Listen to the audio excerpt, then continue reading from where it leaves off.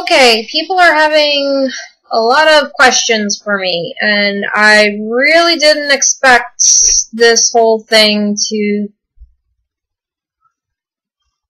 attract so much attention. I really didn't.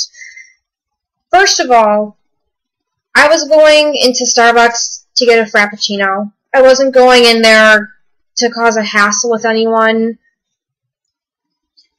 I have, really bad anxiety, and it takes a lot for me to even go out in public alone, and with a service dog with so much added attention, even though he does tasks, going out in public and the sheer attention from that alone can make it so much difficult. So when people are saying, I'm doing this for attention, no, I'm not doing this for attention at all. I don't want the attention. I'm talking about this to people because it's an issue that's been brought up, and it's not just an issue that I have faced. This is something that other service dog handlers face every day, and it's important for the public to be aware that there is this harassment and discrimination going on, and if nobody ever speaks up about it, the word's never going to get out. People are never going to understand. People will not know how to interact with service dog teams. They don't know the laws. I understand people don't come across service dogs that often, and that's okay.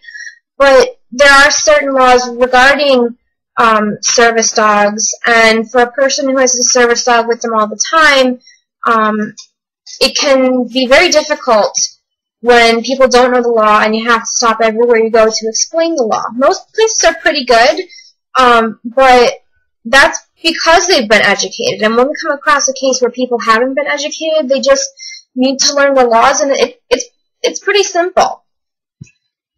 Also, I'm not doing this for money. I'm not interested in money. My main concerns right now are school. I'm going to school. That's my concern right now. I'm not concerned with lawsuits and all that crap that everyone seems to think I'm concerned with. Somebody accused me of it being my fault that Starbucks stock is down. I don't know what the hell that is about, but money's not a motivation issue for me here. I just stop. It's ridiculous. As far as for why my dog was not wearing a vest, I don't put a vest on my dog to take him out to go to the bathroom when I'm going to go on a 15-minute walk. If I'm going on a 30-minute walk with him around the neighborhood, I'm not putting a vest on him. I legally am never required to put a vest on him under the ADA.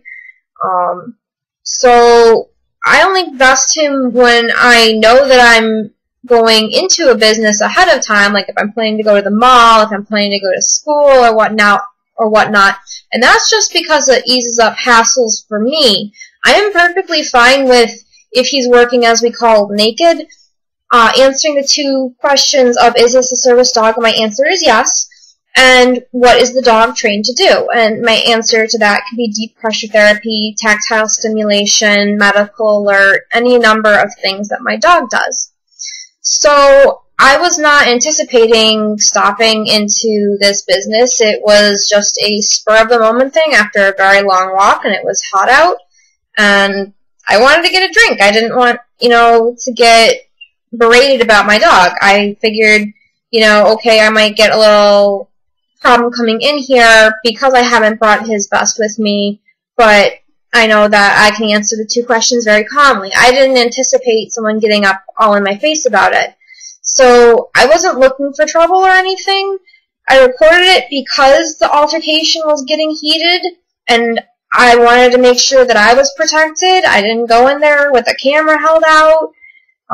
You didn't see what it captured from the first few minutes of the incident because it was in my pocket. So all you saw was what I could record. If you see something on the street, how many times do we hear people where there's some incident going on and they do nothing to help, but they all whip their phones out?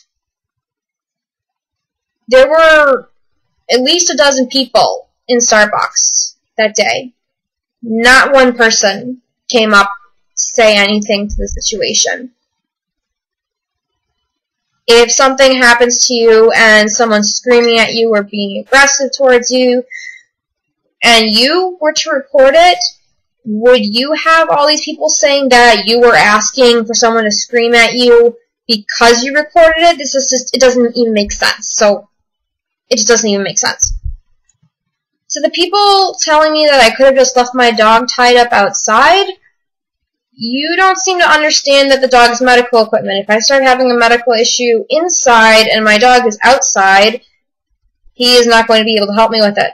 It's also a civil right. So your feelings on that I should leave my dog tied out are completely moot.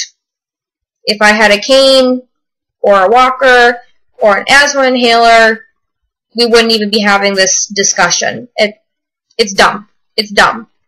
Aside from that, service dogs, depending on their training, can be $10,000 to $50,000. It's like leaving an expensive car in a parking lot with the keys in and a giant sign on it that says, "Please steal me." Basically, guys, what I want you to take away from this is that none of this was done with any kind of malicious intent. I wanted to get a Frappuccino. I didn't want this to blow up huge like this. And Starbucks has apologized. My phone wasn't working for a day. That is true. And they did email me, and as soon as my phone service was on, I called and I spoke to, I can't remember his name. I think one of the vice presidents over there. I'm sorry, I can't remember the name right now. And he apologized, and he said that Starbucks will be reinforcing training on what the requirements are as far as service animals in Starbucks. I am not calling on a boycott for Starbucks or anything like that. They are ensuring that their employees are following the law. I am not calling on a boycott for Starbucks. Please don't do anything like that with using my name as a banner, because that's not what this whole thing is about. It's about raising awareness on the legal rights of service dog handlers.